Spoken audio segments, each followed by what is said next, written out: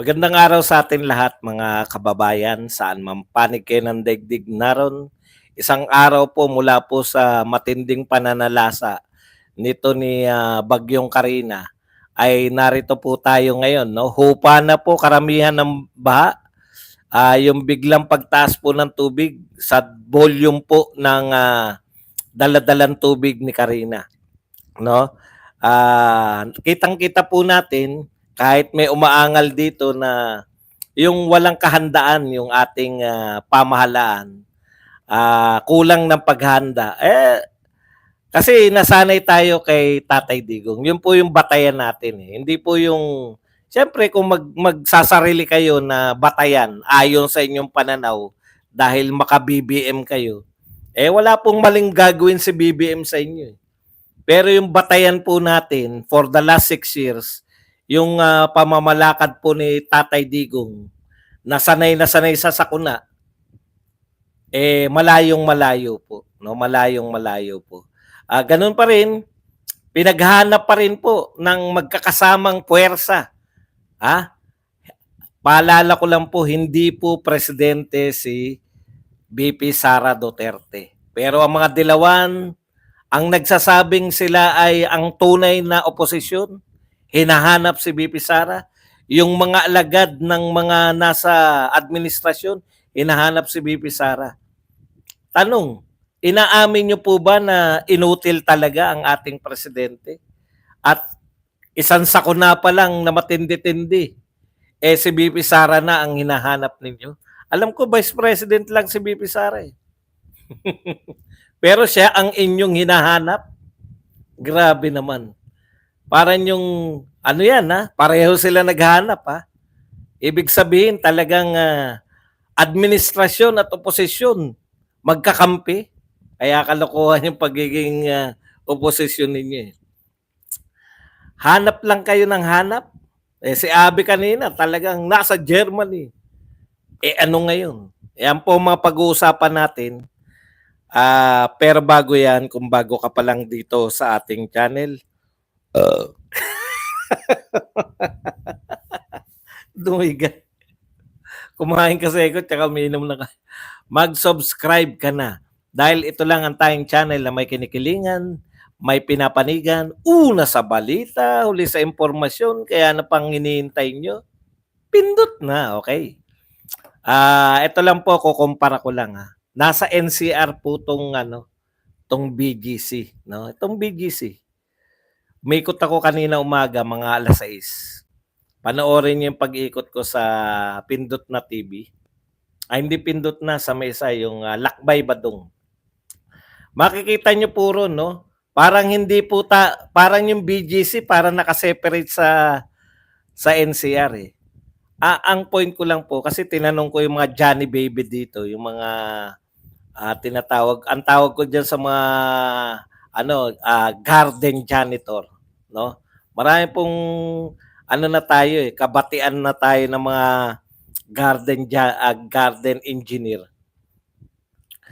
Alam nyo, tinanong ko yan may natumba bang mga puno? Wala natumba.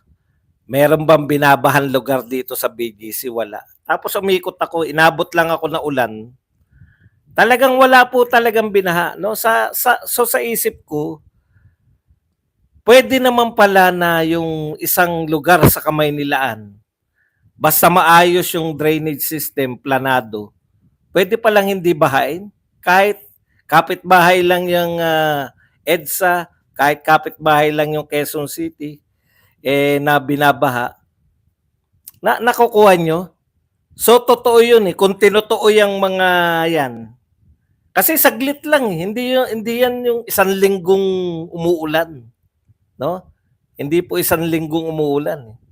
Hindi po yan yung mga katulad sa Bulacan. May mga parte po ng Bulacan na isang buwan kung bahain. Hindi po ganun Isahan lang tapos saglit lang pero lagpas tao kagad. So, pwedeng, di ba? Kung eto nga, bakit yung BGC hindi binaha? Malayo ba siya sa NCR? Nasa heart po siya ng NCR Hindi ko po maintindihan kung bakit. Okay. Bakit po hinahanap ninyo si VP Sara Duterte? Sabi ng mga dilawan, noon din naman hinahanap nyo si Leni Robredo.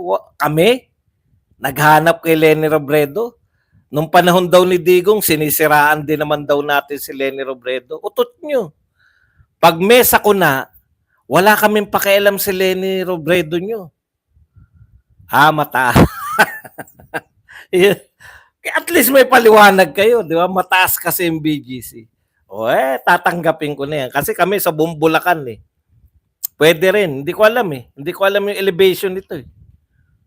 Hindi ko alam kung bakit siya naging mas mataas sa iba. Pero tatanggapin ko yan. Dahil yung San Jose del Monte, kami lang po ang hindi binabaha. Lahat ng kapitbahay namin binabaha eh. Tagigba BGC, opo. Okay. Pag-usapan natin. Hindi. Siguro maano rin. Makati, binabaha eh. Hindi ko naman nakita na umakyat mula Makati, umakyat eh. Ewan ko lang ha. Siguro drainage system din. Okay, anyways, sinare ko lang sa inyo para panoorin yung isa kong channel. Okay.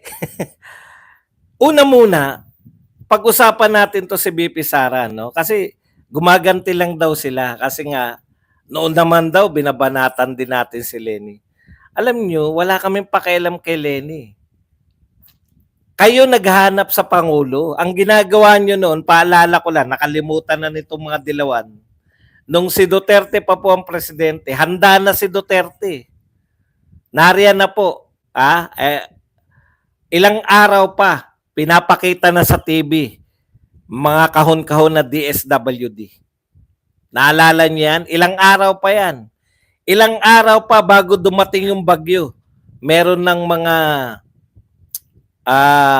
evacuation center. Yung evacuation center na hindi lang po yung mga eskwelahan na room. Evacuation center na merong mga yung parang tent na walang bubong. Natatandaan niyo yun? Nakaporma na yan. Ilang araw bago umulan. Kalimutan niyo na po yung BGC. Tinatanggap ko na po kung mas mataas talaga, walang problema. Okay na. Planado nga po. Yun yung point ko eh. Planado kasi dito. Pero dahil nagsabi kayo na mataas talaga, sige, tanggapin na natin. Dito na po tayo. Natatandaan niyo po, ilang araw pa bago dumating, nakabalot na, nakapak na yung DSWD po. Wala pong tatak ni Pangulong Duterte, walang muka. Nakapak na yan lahat, patong-patong. Pinapakita na po yan sa mga dyaryo, pinapakita na sa mga telebisyon, sa lahat ng media. Tatandaan niyo yan, kailan lang naman si Tatay Digong presidente. Yun yung sinasabi kong handa. Tapos pinapakita na po, nagsasalita na po maya't maya, before dumating yung bagyo before dumating yung bagyo, nagsasalita na po ang marami po. No, meron mga taga-Pag-asa, meron sa DRRM. Talaga alam ng mga tao yung gagawin. Tumaas lang ng konti, putya, umiikot na yung barangay. Nakikita po namin yan sa media. Pag umuulan pa lang, likas na po kayo, tapos ayaw pan lumikas. Kaya yung mga napapahamak nun, yung mga ayaw lumikas.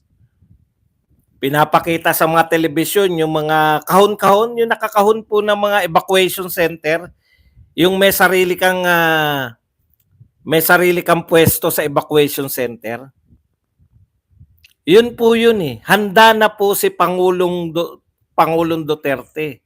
Ang gagawin ni Leni Lugaw, magluluto yan ng lugaw o kaya magdadala ng ilang pirasong pandesal. Pupunta doon sa area. Di ba? Hahanap yan ng may baha. Kahit meron ng picture yan eh. Siya lang yung nakalusong doon sa baha na hanggang tuhod. Pero lahat ng dala-dala niyang mga press, naroon sa tuyong lugar. Alam niyo yun? Bakit ginagawa ni Leni yun?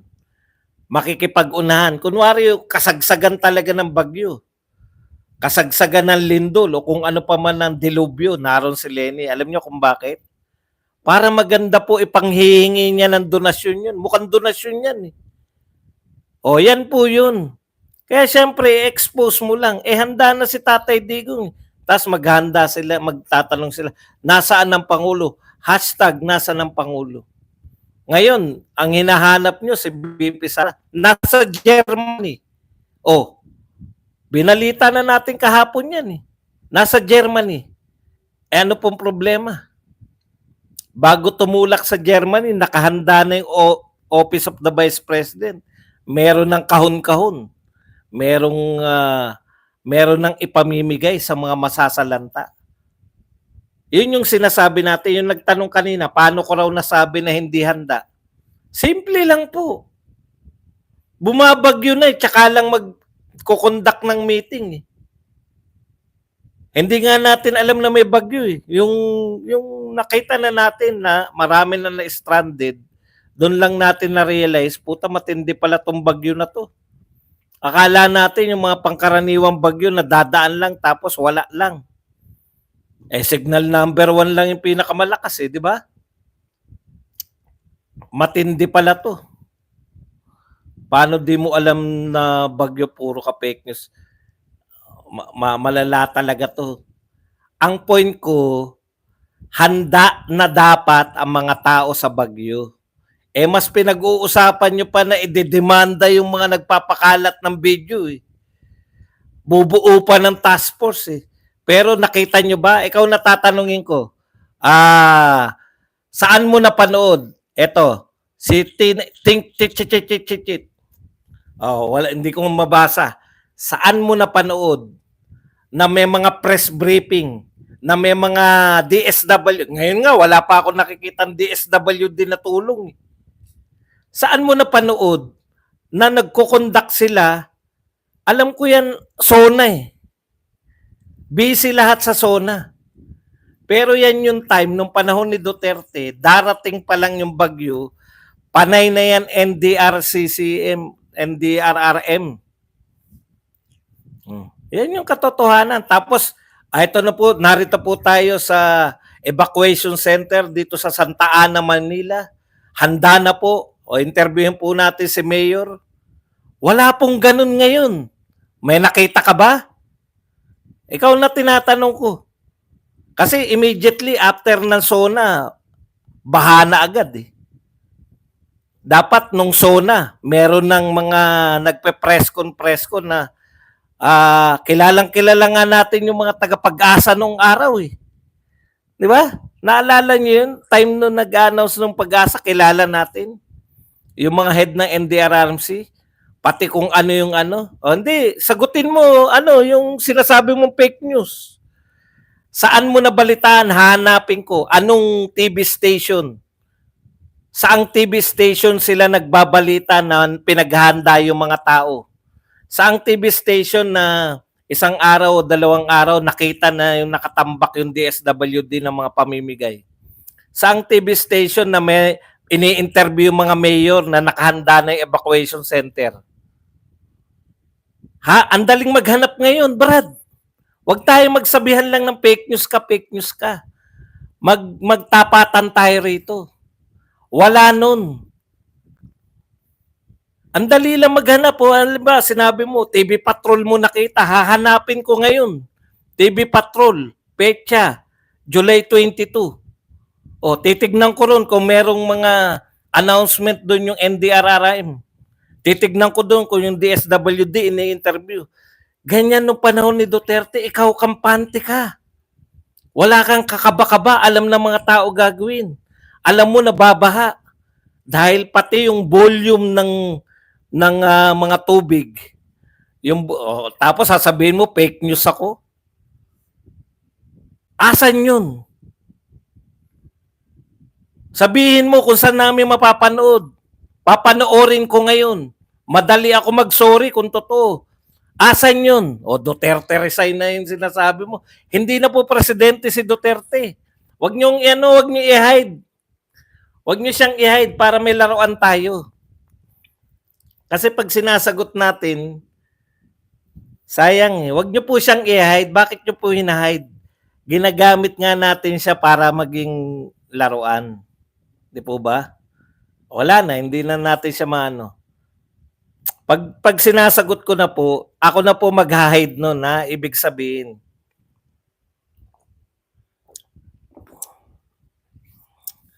Kasi tignan nyo po, ha? Before, ilang araw talaga. Tapos, pag dumating yung bagyo, may mga times, na ano eh, na natatandaan nyo. Sige.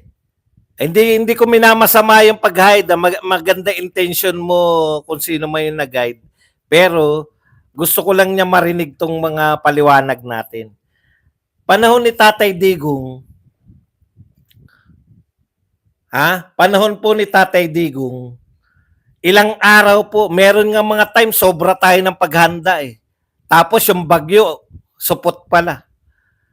Nasayang ba yung paghanda? Okay na yung handang-handa ka na hindi malakas ang bagyo kaysa hindi ka handa pero bahang-baha. May namatay pa eh.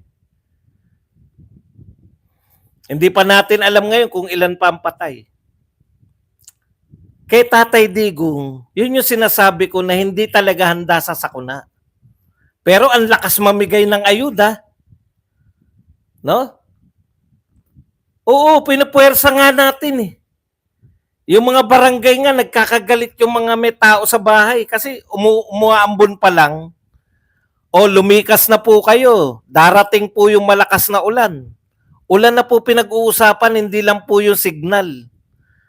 May mga meaning po yung orange, yellow. May mga meaning po yan. Kung gaano karami. Kaya alam na po yan hanggang sa barangay level. Alam na nila kung babahain sila o hindi. Ngayon po, parang clueless tayo lahat. Ang pinag-uusapan nila, task force, para hulihin kung sino yung mga nagpakalat ng mga video ni Maharlika. Umamin na nga si Maharlika, siya yung may kagagawan. Ba't magta-task force pa nga pala kayo? Hindi naman nililihim ni Maharlika. Ako, sa akin nagmula, akin yan. Ako may dahilan.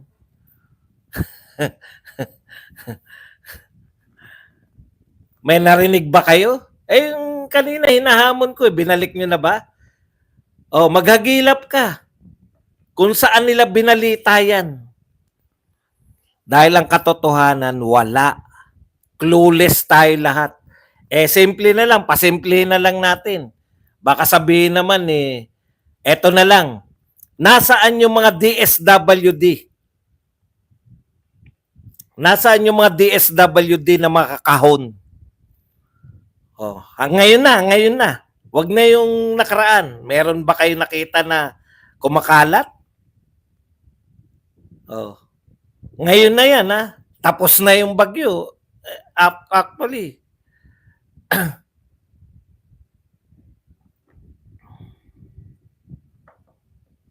Ako kaya po, eto papaliwanag, may mga kumakalat na naman na yan, ganun. Yung tungkol po dyan sa video na yan, hindi po natin pinalabas dito yan. Alam nyo naman tayo rito, yung sigurado lang tayo, yun lang yung inaano na. Hindi po ako nagmamalinis, no? Wala po talaga tayong video yung pinalabas. Kaya hindi po usapin sa atin yan.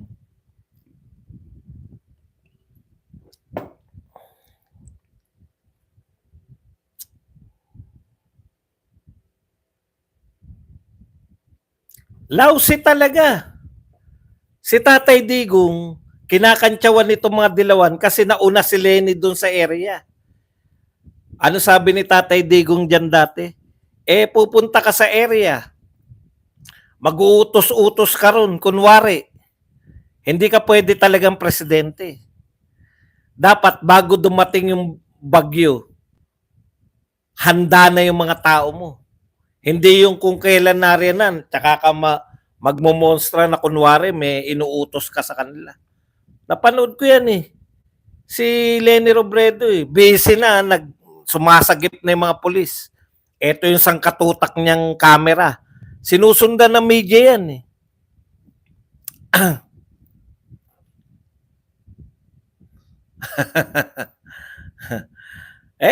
Wala tayong magagawa eh. Trabaho natin 'to eh. Pero wala po akong video. Ngayon, kung ang iniimbestigahan po ninyo dahil kami ay oposisyon, delikado po 'yan. Kung ang oposisyon po ay lahat na bawal na po magkaroon ng oposisyon, mali kayo diyan. Karapatan po ng tao 'yan, yung maging oposisyon. Hindi namin karapatan magpakalat ng mga fake news. Pero yung pagiging oposisyon, hindi po dapat pinagbabawal yan. Yan po ay karapatan ayon sa batas. No, yung manawagan kami na magrevolusyon, yun ang masama. Okay, balik po tayo rito. Sa madaling salita, yung mga Duterte, alam nila yung ginagawa nila eh. Di ba? Wala pang na-evacuate, meron na si Sara Duterte na nakapak na mga pantulong, relief goods. Relief lang eh. Yung ayuda ngayon po kailangan, Mr. President. Swerte pa rin eh. No, swerte pa rin eh. Bakit swerte pa rin? Kasi hindi na tumuloy si Karina, isang araw lang. Ngayon, medyo umulan lang kanina, tapos ngayon medyo payapa na. Kaya bumaba na yung tubig baha. Kung ilang araw yan, wala tayo. Kung ilang araw yan, dati mga sakuna kay Tatay Digong, putya, tumatagal sa mga evacuation center eh. Natatandaan nyo? Yung mga pagputok ng bulkan, wala pa tayong ganun eh. Tinitesting at na-testing agad. Swerte, isang araw lang yan. Hupa agad. Isang araw lang, mga Pilipino, ano na tayo eh. Isang araw lang. Bakit nga pala media? Bakit walang umaangal ngayon? Na sila ay naapi yung mga ano. Masyado, no? Ngayon, si BP Sara pa rin ang inaatupag nyo. Kaya swerteng-swerte si BP Sara eh. Panahon na sana, nagpunta ng Germany si BP Sara, panahon na sana yung magpasikat. Di ba? Kayong mga vlogger, panahon na sana pasikatin nyo yung presidente tsaka yung gusto nyong humalili, si Martin. Kaso ngayon hindi nagpapakita. Wala tayong makita ngayon na namimigay si Martin ng ayuda eh. Wala tayong nakita. Doon daig ni Lenny si Martin. Si Lenny lumusong sa baha eh. Para sa photo ops eh. Biruin mo lahat ng media nasa lupa na walang baha. Si Lenny naroon, siya lang mag-isa nasa baha, pinipicturean ng mga photographer na wala sa baha lahat. Photo ops. Ngayon, miski photo ops, wala si Martin. Sayang yung mga ganitong pagkakataon, di ba? Sino pa rin pinag-uusapan? BP Sara pa rin. Nasa Germany na. Ngayon, yung mga sumisita kay BP Sara, yung mga nagsasabi, banata natin. Yung mga nagsasabi kay BP Sara na bakit aalis? Bakit aalis? Nasa kasagsagan tayo ng bagyo. Una, kahit wala siya, yung Office of the Vice President, nagtatrabaho. Merong paayuda. Ikalawa, kayo ba talaga hindi nyo maintindihan yung nangyayari? Papaalala ko lang, 75 police officers tinanggal kay BP Sara bilang security. 41 Vice President Security Group nirelieve din, binalik sa kung saan-saan. Hindi pa maayos yung security ni BP Sara. Pag nangyari dyan, sa naghanap sa baha, ganun ba talaga kakailangan si BP Sara? Ganun ka-importante ang presensya ni BP Sara ngayon? Mamimigay lang kayo ng ayuda? Talaga bang ganun ka-inutil yung presidente na yan lang, isang baha pa lang, kaya na kailangan na si BP Sara ang magpakita? Protect the Queen muna. Ayusin muna nila kung paano. Hindi tayo nagsasalita. Hindi pa nagsasalita pala, I mean, hindi pa nagsasalita si VP Sara. Wala pa siyang sinasabi, pero mauunawaan nyo eh. Galit na galit. Yung mga galit na galit si Gibo nung nagpa-press con. Galit na galit si Abalos.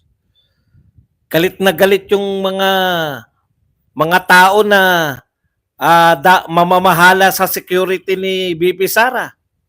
Galit na galit sa mga kalaban ni Pangulong Marcos.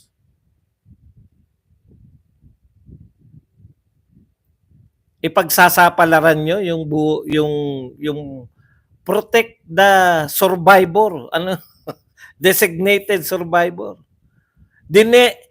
In-appoint niya yung sarili niya designated survivor. Gagawin niya lahat para ma-designate. Alam mo, oy, wag ka mag-flag, flood. Hindi kita tatanggalin pero tigilan mo yung kapaplood. Kasi wala na nakakapag-comment, ikaw lang eh. Ganyan kayo katanga. Hindi yan sabay-sabay. Yun yung naka-assign sa kanya dahil para bawat kung saan pumunta si BP Sara, yun yung sasalubong sa kanya ron. Hindi nyo na naman alam. Hindi yan sabay-sabay na nakapaligid sa kanya 500. Tanungin mo kung ilan yung PSG.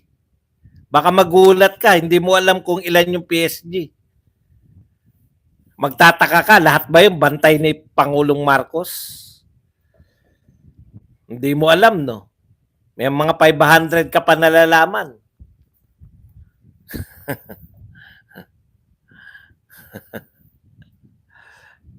Paulit-ulit ka. Hindi ka makaintindi.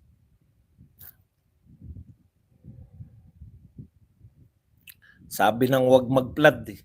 Dahil wala na eh. Tanggalin nyo na nga yan. Puta makulit. Pakitanggal na yan. Wala na ako nabasang iba. Siya na lang. Yan ang pakitanggal nyo na lang yan. Pakitanggal nyo na yan. Hindi sa titigil. Hindi naman niya naunawaan eh. Yan. Thank you very much.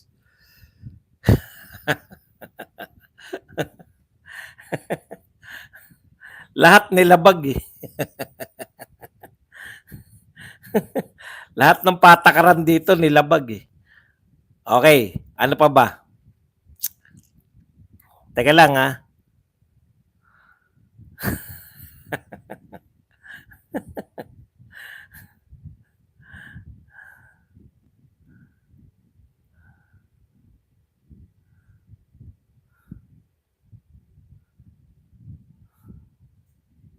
Okay. Ito maganda. Kahit na medyo umiepal lang to si Cheese. Pero maganda yung mga katanungan niya. Ganito na lang ba tayo palagi? Tatanggapin na lang natin na pag malakas ang ulan, magbabaha at paralisado ang normal, regular na buhay natin? What happened to building back better? Dapat sa panahong ito, di na pwede ang pwede na at di na pwede ang dating gawin. Actually,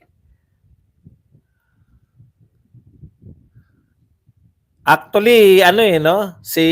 May punto to si Cheese Escudero. Dalawa lang dalawa lang kasi ang ating panahon. Tag-araw at saka tag-ulan. Kung kada uulan po ay babahain tayo, tigil lahat. Tapos pag sobrang araw naman, wala rin pasok dahil nahihilo ang lahat. Meron na walang pasok dahil sa sobrang init eh. Wala nang mangyayari talaga sa atin. Wala nang pasukan talaga. Di ba? Dapat talaga malawak-lawak. Pero yun, ganun pa man, kahit papano sana, yung handa tayo na tumalima, dami nating inuuna. Ang dami nating inaaksayang pondo para sa pagpapapogi lang na unnecessary. Unnecessary na po yung iba rin. Okay. Meron pa ba? Ayan, no? Ito po ang sinabi ng mga taga-Office of the Vice President. Maliwanag pa ang mga sa sikat ng araw. Ito po yung laman ng relief boxes. Iniisip ko no? Kung lagi na may nakahanda relief box dyan sa Office of the Vice President, baka mabulok yan. Yung pala, ito pala laman. Naglalaman ng pangunahing pangangailangan ng pamilya tulad ng banig, kumot, kulambo, hygiene kits, tsinelas, collapsible water container. Di ba? Tama rin eh. Masyado po official na bang pahayag si BP Sara? Para ma-promote natin. Sa Jose Del Monte rin po ako. Mabuhay kayo mga taga San Jose Del Monte. Merlin Reyes. Tama, doon naka po sa Facebook ni BP Sara. Pucha, hindi ko nakita to. Sayang, dapat pala na isama natin. Sasama ko nga tong ano na to. FB. Nasa FB ni BP Sara.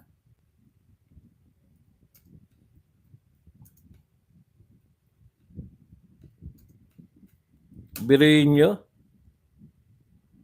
Teka lang ano natin para official na po nating Inday Sara Duterte, di ba? Ito official statement. The Vice President is on personal trip with her family overseas. Her departure received the necessary approvals as evidence by the travel authority issued by the Office of the President dated July 9. So July 9 pa po pala na-approve yung kanyang travel authority. So yan yung time na na siguro plinanon niya to nung kare-resign niya pa lang, di ba?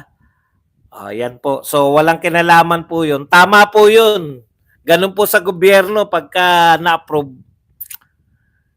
Kinakailangan mo may bagyo wala kasi magre-reapply ka uli. We thank the public for respecting the privacy of the other members of the family. The timing of the trip coinciding with Typhoon Karina is unfortunate. Nonetheless, the Disaster Operations Center of the OBP institutionalized by the Vice President is always ready to assist families affected by calamities. Thank you. Sayang to, hindi ko nakita. Dapat nalagay natin to kanina. Yan po Malinaw na po siguro sa inyo na yan po ay nauna pa. Naaprobahan noong July 9 pa. Kaya lang po kasi sa gobyerno, pag pinospon mo yan, tsaka kung Germany, kung ano man yung pakay nila doon, nakabook na ng mga hotel yan, o kaya kung may medical yan, nakabook na yan. Maraming salamat po sa paglilinaw sa mga mabubuti nating mga viewers. Oy, palakpakan muna tayo. Naka 1,000 na po tayong likes. Thank you very much po sa mga nag-likes. Wala pa tayong quota sa ating sa ating pakape. Malinaw po sa atin lahat Si BP Sara po ay on leave. Dahil po siya ay official po. Pinayagan po ng Pangulo ng Pilipinas. Pagka nakalib ka pong ganyan, hindi mo po pwedeng ipapa-approve mo pa po ulit. No? Hindi po niya na-foresee na darating si Karina. Malinaw po Sumusunod po siya sa kahit hindi sila goods. Kala ko bigla nag-walk out BBM well planned sa pagkakaso ng against sa kanila at pagpapayaman lalo sa oligarch at smuggler, pathological liar. Victoria Alejandro, dito